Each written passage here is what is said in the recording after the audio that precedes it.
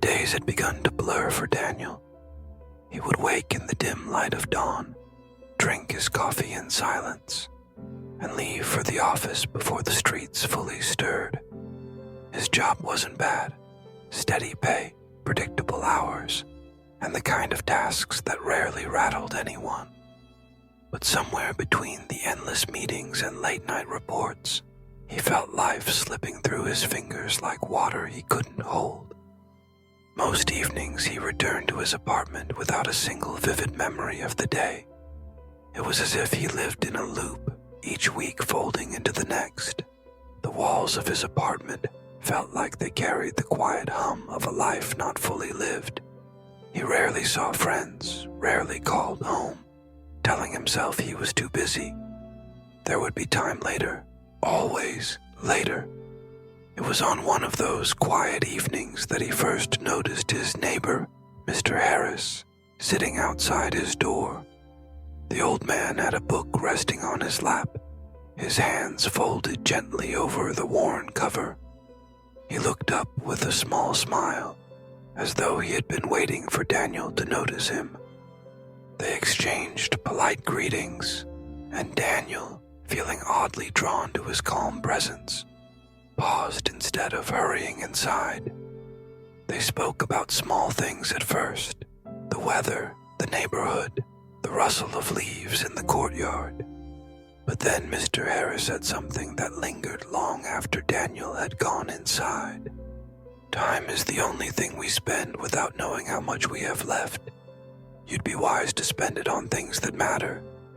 Daniel couldn't shake the words. That night, lying in bed, he thought about the years behind him.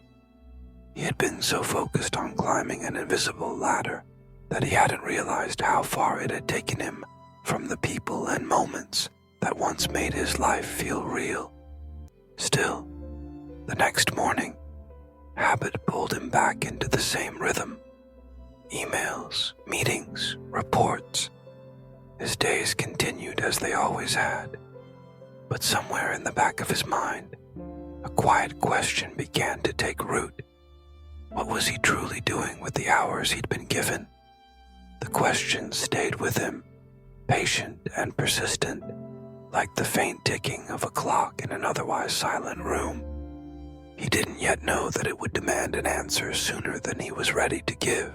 The call came just after noon, slipping into Daniel's day between a budget meeting and a spreadsheet he had been polishing for hours.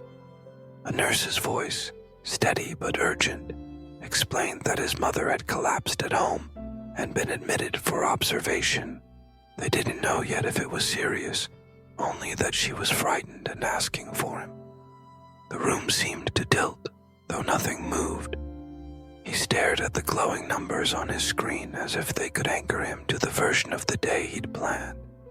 Before he could stand, his manager appeared with a tight smile and a hand on his shoulder. A last-minute opportunity, she said. A flagship client needed a proposal tonight, and Daniel's name had been suggested. Deliver this, and leadership would notice. He heard the words promise and future and fast track, and somewhere behind them, the faint echo of the nurse saying, "Your mother wants you here." Two roads opened like a split in a quiet river, both demanding the same hour. Daniel sat, hands hovering above the keyboard. He told himself he would make the draft perfect, send it early, and head to the hospital afterward. He had done this before, postpone what mattered, believing time would expand to fit his intentions. Minutes bled into an hour, then more, eaten by feedback loops and small revisions that felt like stitching a parachute in midair. The nurse called again. "She's awake now. She's asking if you're coming." He heard the softness of the question and the tremor hiding under it. He stood abruptly and walked out, the office air too thin for a decision. In the hallway, he almost collided with Mr. Harris, who had come to drop off a form at the building's management office downstairs and spotted Daniel through the glass. The old man read his face as easily as a clock. "You look like a man arguing with time," he said. Daniel explained in fragments the proposal, the call, the praise he had wanted for years within reach. Mr. Harris listened, the way trees listen to wind. Then he asked a single question. "When you remember this day, whose eyes do you want to meet in that memory? Your manager's or your mother's?" The question settled on Daniel's chest with the weight of a hand that had known loss. He felt acutely the fragile thread between this hour and every other hour he'd delayed.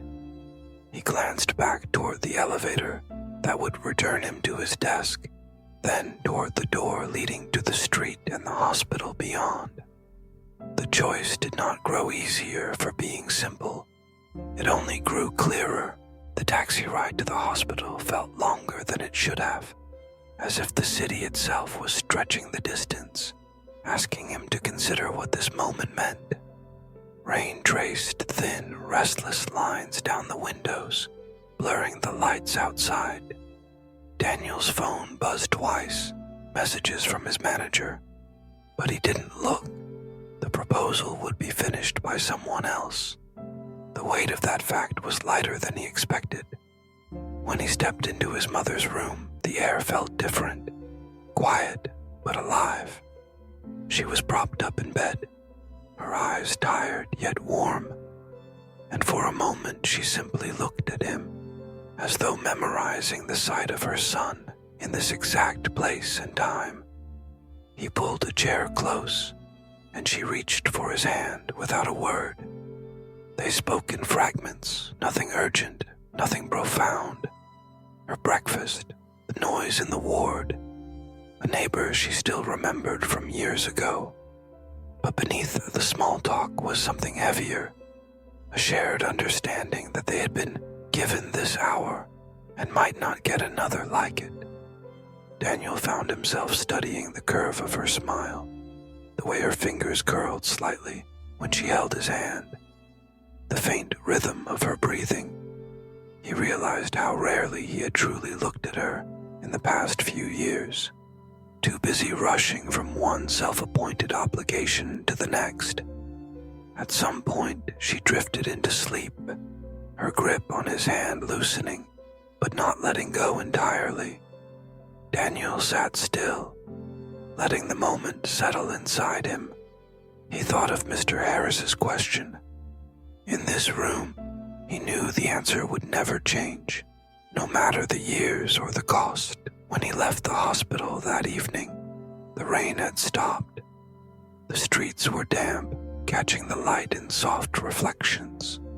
He walked home instead of taking a cab, feeling as though each step carried him back into his life with a different kind of urgency, not the rush to achieve, but the need to notice. Later that week, he knocked on Mr. Harris's door. They sat together in the courtyard, the evening cool and quiet. Daniel told him what had happened, the choice he made, and how it felt. The old man only nodded, eyes bright. "Time," he said softly, "is never lost when you give it to someone you love." And from that day on, Daniel carried a different clock, not one that measured hours, but one that measured meaning.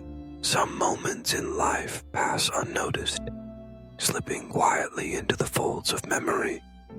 Others etch themselves into us so deeply that years later, we can still feel their weight. Daniel's choice was not about time itself. It was about love, presence, and the courage to choose what truly mattered. We all have clocks ticking in the background of our lives, but their sound grows softer when we fill our hours with meaning. When the end comes, it won't be the deadlines we remember, but the faces we loved and the moments we refused to trade away. Choose those moments.